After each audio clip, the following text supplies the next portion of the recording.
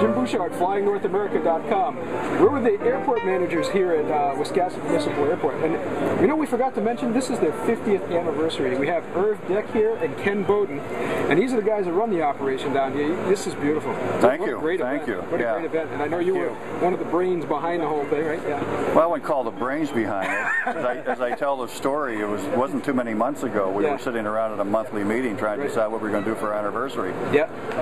And frankly, this wasn't in the plans. Oh yeah. And they just showed up at the door one night, and we said, "Problem solved." Absolutely. Absolutely. It's been great. You had, I'm guessing you had well over 1,000 people here yesterday. Yeah, somebody asked me yesterday, and I bet you throughout the day we probably had a couple thousand that came in and out, and then at the peak maybe 1,200 people. Yeah. 1,000 to 1,200 people. Right. I started counting, but I couldn't get above 87, and I lost track. There it is. That's as high as you can count. That's as high as you count. And you've been running around all the whole show. Yeah, I was here 6:30 yesterday morning, left 9 last night. I hear that. That's an honest day's work. Well, I come and went. Yeah, it was a good time, a great time. Everybody's been really nice and good. What's your favorite part about running an airport like this? I mean, you know, we've been visiting the small airports all over the country. It's so exciting to to see what goes on at these places and see the community spirit that happens. You know, the most exciting part about this week is to see the World War II veterans in here climbing in these airplanes. Just amazing, huh? We had one local person from Wiscasset flew 55 missions in a B-25. Right. To be able to put him up here and sit him in his seat where he was and watch him playing with a Morse code machine. And is that Mr. Gresh? That was Mr. Jones, George Jones. So we've got at least two. Oh no, we've got many. Many, yes. Another local guy. I've been on the airport committee for 26 years. Yeah. He was on the committee when I got on it 26 years ago. No kidding. I just gave him a 40-minute tour of the airport. He hasn't been out here for years. Yeah. He was just, and he flew in a B-25 World War II. What a thrill. I mean, you've got to get to these events because it's one thing reading about that history or, watching shows or movies about it, but to actually talk to the men that were here. And we had the wonderful honor of talking with Mrs. Gresh, who got married to Mr. Gresh during the war, right? Is that right? And sometimes we forget about the people that are home. And absolutely, just as much courage and sacrifice, Right, yes, exactly. Yeah. What's the most fun thing about running a small airport like this? Well, you don't know this, but in my real job, I work as an aviation consultant for airports, and I see all types, from the large commercial to the small grass strips. And what's the best part is to see the interaction of the local pilots. The aviation community is very tight-knit. They're very close, and this is a good example of how they pulled together here and welcomed the pilots and the legends and the entire group. But what's the best part is seeing how this airport operates on a daily basis. If you were out here yesterday morning, while we were trying to get set up for this event, this airport continued to operate. And this area right over here, by the terminal building and the fuel tanks, got extremely busy. We had charter flights in and out all morning, refueling, people coming and going. So that's the important part, is the fact that people can fly here from anywhere in the world and bypass all the Wiscasset traffic. This is our bypass. We like to show the footage of the traffic jams.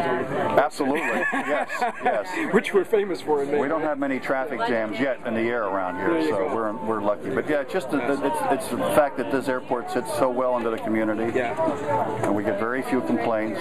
For the most part, the public's very supportive of the airport. It is taxpayer supported to a certain extent, but we also we raise enough revenue to pretty much take care of all of our expenses through land leases and fuel sales and property taxes on the airport. So if people only fly commercial, they only see that side of it. They don't understand the vibrancy that a municipal or county airport can do. Exactly. You've been at this for 26 years, you said here? 26 years I've been on the airport committee, and I've had a pilot's license for 26 years and flown out of here. You must have seen some of the color around. Who's the most colorful people you had here at Wiscasset? Besides Nick, we talked to Nick. We had a guy years ago that used to own a restaurant called the Ledges Inn in Wiscasset. Fred Inger. He was flying out of here when I started.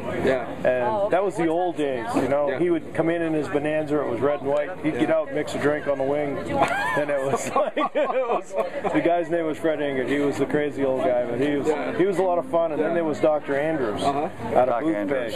By the way, Flying North America, we absolutely endorsed the 8 hours bottle of throttle policy. It was when he got out of the plane. He got out of the plane. There was a Dr. Andrews and Booth birthday. He's still alive. I suspect we're going to see him here today. Hopefully, he's in his 80s.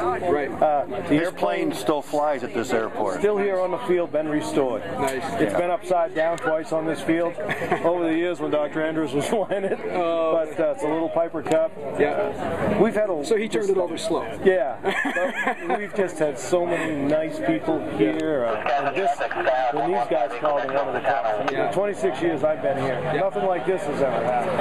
And I've gradually seen it grow. When I was first here, we had no taxiways or any of that. When this airport opened 50 years ago, it was a 2,400-foot grass strip right out here. And now we've expanded into what we are today. 3,400 feet now? We have 3,400 feet. Whether it'll stay that, I don't know. What's going to happen in the future, but we've developed hangars on both ends. We've got plenty of room for continued expansion at the far end and the far side of the field. The Legends, I was just talking to them this morning about their long-term plans and where they want to develop, so we're going to start looking at some options for them. Right. This is going to be their home base. This is going to be their home base. Regardless of what's in the paper today, this is their home base. It was in the paper today, so we're all set. I cornered them down, and they said, "This is our home. Nice. This is our summer home." Nice. Well, I'll tell you what. For hangar space, you guys, we're going to do a hangar flying episode with a friend of mine who's a pilot here, and what the heck's it? Yellow Perils is plane, right? That you built?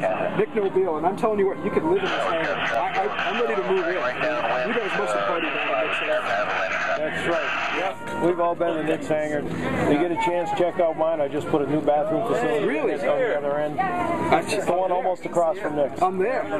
You guys do it up around here. We do. Just finished it Friday night for this event. So.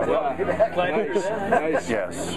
And we get a lot of pilots will come and spend the night, and they need a place to, maybe just stretch out and relax for a few minutes. Maybe go to the bathroom. At the far end of the field, where the bathrooms down here are always accessible. So whatever it takes to make them happy. You're talking to me, and I'm just starting my adventure as a student pilot. So what would you have to say to people who want to get started in aviation? Be patient. Be patient? Be patient. We can do that. Be patient, be careful. Be Don't careful. take chances. Don't take chances. You'll really enjoy it. It's a great thing. Yeah, and of course you have a great facility here. Ocean Point Aviation does flight instruction, right? Absolutely. Yes. Absolutely. How do people get in touch with you to find out more information about the I think the best way to get a hold of us would either be through the website that we're setting up through you, or they can go to the Wiscasset town website, wiscasset.org. Nice. And all the contact information for myself's in there, and I can always get a hold of Ken on the airport committee at a moment's notice. Right. Yep. And if you're in Wiscasset, if you're ever lost for a place to stay, just show up at Nick's hangar over there. I'm sure. Believe me, I've lived in places far worse than his hangar. Great. Hey, thank you guys so much for being with us. All right. Thanks.